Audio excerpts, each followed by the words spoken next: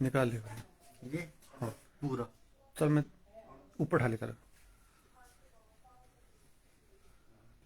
क्या दिखाई मुझे बार ना ना चेहरा दिखा।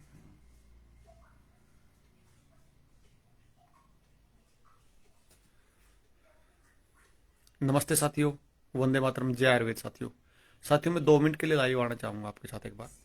असल में मूल जो समस्या है आजकल बहुत सारे बच्चों में अस्थमैटिक की जो दिक्कत आ रही है, और एक जो बड़ी लॉबी, एक जो बड़ा एक व्यवसाय खड़ा किया जा रहा है अस्थमा के नाम पे। असल में बच्चों में बहुत खासकर समस्या ही आ रही है, लेकिन उसकी हमें जड़ का ही नहीं पता कि उसमें मूल समस्या कहाँ पे है। और बड़ा उसको दवाई के नाम पे क्या ड्रग्स दी जा रही हैं, उसके भविष्य के साथ क्या होने वाला है। मैं एक आपको उदाहरण देना चाहूँगा। मैं एक लड़के से आपको मिलवाना चाहूँगा। मैं शक्ल नहीं दिखाऊंगा उसकी, ना इसका नाम बताऊंगा, ना आपका गांव बताऊंगा, क्योंकि बच्चा है, थोड़ा सा अच्छा लगेगा। उसकी जो चेस्ट है, उसको जो बचपन में जो नमूनिया उसको हुआ था, नमूनिया के बाद उसको क्या क्या समस्या हुई। लेकिन आज उसकी कितनी उम्र आपकी? 21 साल होगी। मतलब वो 15 साल से बेचारा दवाइयों पे ही है। उसको अस्थमा डिक्लेयर कर दिया है, उसकी बुरी हालत कर दी डॉक्टरों ने। उसकी मैं आपको चेस्ट की फोटो, चेस्ट की दिखाऊंगा कि उसकी चेस्ट किस तरह मतलब बर्बाद कर दी गई नमूनिया के नाम पे, दवाइयों के नाम पे। 1 मिनट होल्ड करना आप, मैं उसकी शक्ल तो नहीं दिखाऊंगा आपको।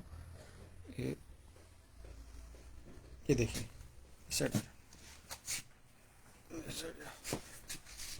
ये देखो, इसकी छाती देखो आप किस तरह, ये किस तरह मतलब यहाँ पे किस तरह ये पूरा पोस्चर ही बिगड़ गया है इसका।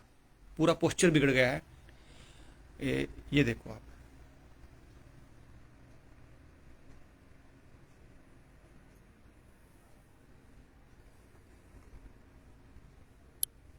साथियों, मैं आपको चीज दिखाना चाहता हूँ।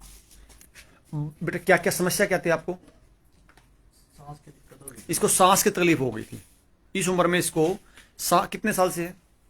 मतलब बचपन से बचपन से इसको सांस की तकलीफ थी।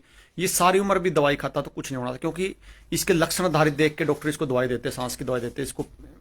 मतलब इसको जो स्प्रे होता है वो देते हैं, इसको बड़ी हैवी दवाइयाँ देते हैं। लेकिन इसकी मूल जो समस्या थी, इसकी मूल समस्या थी नड़े, जिसको जिसको एलोपैथी मानता ही नहीं है। नड़े, नाभि और कोडी बाग, और साथ में रिप्स। इसके रिप्स बैठ के बुरी तरह, रिप्स पता क्या होता है? मैं दिखा देता हूँ रिप्स कैसे बैठते हैं। ये अंदर की तरफ इसके बैठ जाते हैं। बहुत सारे बच्चों के बैठे हुए हैं, ये बहुत सारे बच्चों के बैठे हुए हैं। क्योंकि आप कितने अल्ट्रासाउंड कराओ, एमआरआई कराओ, कहीं पे जाओ, किसी से पूरा उसका सीटी स्कैन करवा लीजिए, ये बीमारी कभी कभी डायग्नोस में नहीं आएगी, और आपके बच्चे का जीवन बर्बाद हो जाएगा। वो जीव जब तक जिएगा दवाइयों पे जिएगा। तो साथियों, आयुर्वेद, हालांकि ये ज्ञान मेरा नहीं है, ये हमारे मुख्य वैद्य जी का है। मेरा इसमें बहुत बड़ा कोई ज्ञान नहीं है, ना मैं कोई वैद्य हूं, मैं वैद्य की श्रेणी में भी नहीं आता। लेकिन मूल बात यह है कि समस्याएं कहीं और हैं, और हम दवाई बच्चों को या हमारे साथियों को दवाई कुछ और दिए जा रही हैं। और मतलब रिप्स बैठने की वजह से सांस में दिक्कत हो रही है, रिप्स बैठने की वजह से अस्थमेटिक एलर्जी हो रही है, रिप्स बैठने की वजह से दुनिया भर के रोग आ रहे हैं। उस पर कोई बात नहीं कर रहा। कोडी बाग की को बैठने से कोई बात नहीं करना। धरण, जिसको नाभि बोलते हैं, उसको डिगने की वजह से दुनिया भर के रोग आते, उसकी कोई बात नहीं हो रही। बस दे दवाई, दे दवाई, दे व्यापार, व्यापार व्यापार खड़ा किया जा रहा है। तो साथियों, ये विषय सिर्फ ठीक करवाने का रोगियों का विषय नहीं है। आपको दोबारा इस तरह की चीजें सीखनी पड़ेंगी, अपने बच्चों को सिखानी पड़ेंगी। उन माताओं के पास, उन दादियों के पास जाओ जिसके पास आज भी एक ज्ञान बचा हुआ है। आपको उनके पास जाना पड़ेगा, अपने बच्चों को सिखाना पड़ेगा।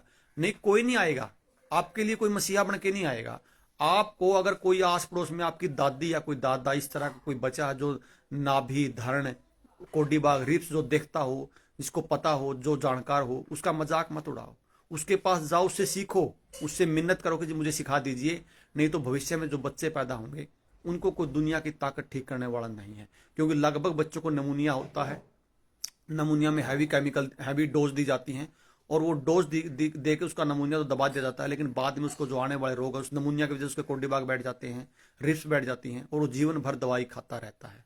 तो साथियों, सबसे निवेदन, अगर आपके आस पड़ोस में आज भी कोई ज्ञान इस तरह का बचा हो, तो ये नाभि का, रिप्स का, कोडी बाग का ज्ञान ले लीजिए। इसके लिए कोई ना डिग्री की जरूरत है, कुछ भी जरूरत नहीं है। आपको सीखना पड़ेगा, अपने बच्चों को सिखाना पड़ेगा, ताकि आने वाली पीढ़ियों को बचाया जा सके। वंदे मातरम साथियों, जय हिंद, जय भारत।